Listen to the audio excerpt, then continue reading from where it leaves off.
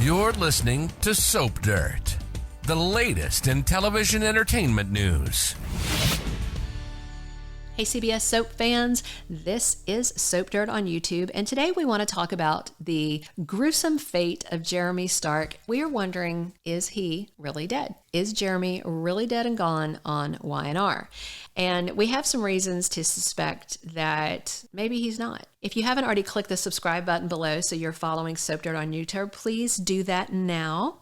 And then we're going to dig into why we're questioning whether or not Jeremy Stark is really dead on Y&R. Off the bat, number one, we didn't see Jeremy Stark die, okay? That's always, like, for me, the first red flag when you don't see the death, because he had scissors in his hands and he was coming for Phyllis, and then they disappeared into the bathroom, and then, you know, there's blood. Then you see that Phyllis got the better of him and she has blood splatter on her. The next thing you see, she's dragging out the shower curtain with a body in it. So we didn't see him get stabbed and we didn't see his corpse. So we have no way to assess the extent of the damage. Like, if she put the scissors into his jugular vein, then he would have gushed like an oil geyser and he would have been dead in like a minute. But if she stabbed him like maybe in the chest or the stomach and she happened to miss major organs, which does happen, maybe she only thought he was dead because he could have hit his head, this and that.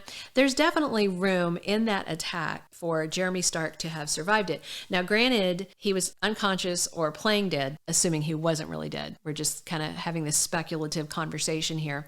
So it is feasible that he could have been alive when Phyllis dragged him out in that shower curtain. And if she didn't go bury him 6 feet under, then, you know, that's no guarantee. Even if she did, this is Young and the Restless. You remember anybody else who's crawled out of a grave in the last few years? Because I sure do.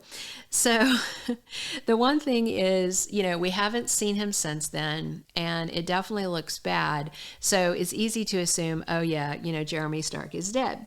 But remember, JT Hellstrom was cracked in the head. Was it a fireplace poker? It was something that Nikki cracked him in the head with when he was being abusive to Victoria. And of course, we found out later he had that brain issue and he's supposedly okay now. But JT was dead as far as the women knew, and the ladies took him out to Chancellor Park and they buried him pretty deep.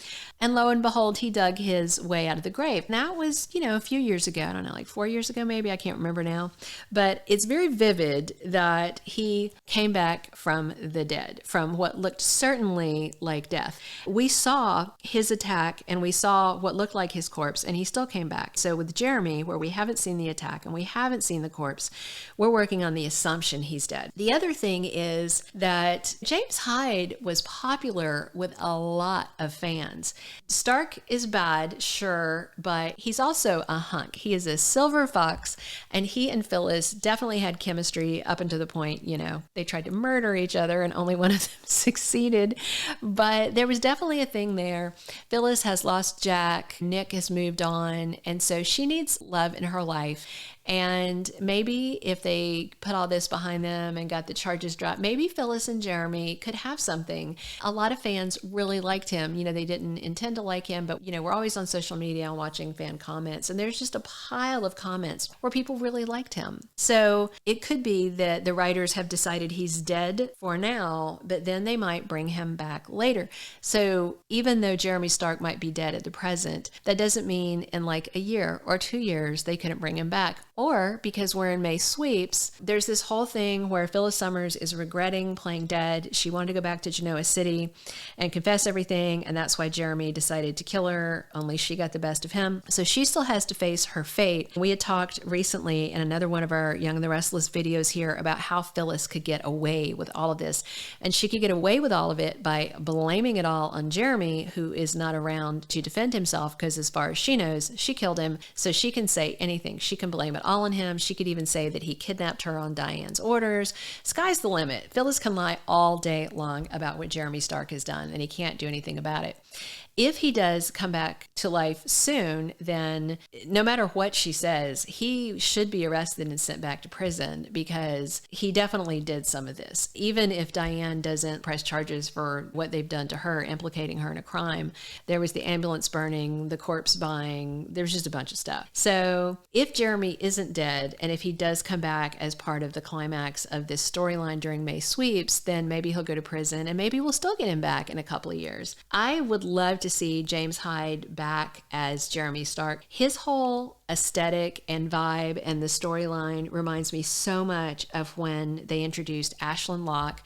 First it was Richard Burgi, and then Robert Newman finished up in the role at the time of the character death. But Ashlyn Locke was another silver fox. He was supposed to be ruthless. He was this, he was that. And he was supposed to be initially on for a few appearances, and they had written him a plot to die of cancer, and then they decided to let him stick around. So they swapped it to where he was faking cancer. He was another one that was very popular with a lot of fans, and they really enjoyed him. They liked when they had to recast. Richard Burgi was a great initial casting person for Ashlyn, and then Robert Newman was a Guiding Light alum, had also kind of a fan base when he came in. It would have been great to keep him, and they just kind of painted him into a corner. And it feels like that's exactly what they've done with James Hyde as Jeremy Stark, is they've painted him into this corner, and they decided to kill him. Just because it was, again, my red flags for why Jeremy Stark might not really be dead are, we didn't see the killing, we didn't see the corpse, and there's a lot of this story left to tell. Maybe he's going to pull the thing, the horror movies where you knock the bad guy off the deck and then you go down and, oh, he's gone, that kind of thing. So maybe it'll be a thing where he comes back from the dead, all disgruntled, having dug his way out of the grave, and tries to kill Phyllis and Diane both, and then he's gunned down by chance or something. Maybe that's going to be our big May sweeps climax. So Friday, April 28th, 2023 is when May sweeps begins. Right now, we have not seen Phyllis since she killed Jeremy, and she no doubt will be lurking around town and trying to figure out how she's going to get back into her kids' lives without them hating her. So there's definitely a lot of story to tell, and it's going to blow up in May sweeps. Me personally, I would love to see James Hyde back as Jeremy Stark. I would love if he wasn't dead. Let us know in the comments below what you think. Are you upset that he's dead? Do you think he actually is dead, or do you see these same red flags that we're seeing, and that maybe this villain will live to be villainous another day? Be sure to watch Y&R. Be sure to click subscribe if you haven't already, and definitely let us know in the comments, are you going to miss James Hyde if he really is gone? And what do you think about this? Do you think maybe they'll leave him dead for now, but then wait a few years and bring him back? I mean, heck, they left Diane dead for 2 decades and then brought her back. So maybe Jeremy Stark will ride again in Genoa City. Thank you for being a loyal listener. Follow us wherever you get your podcast, because you don't want to miss the next episode. Soap Dirt is on all the major podcast platforms, including Apple Podcast, Spotify, iHeartRadio, and more.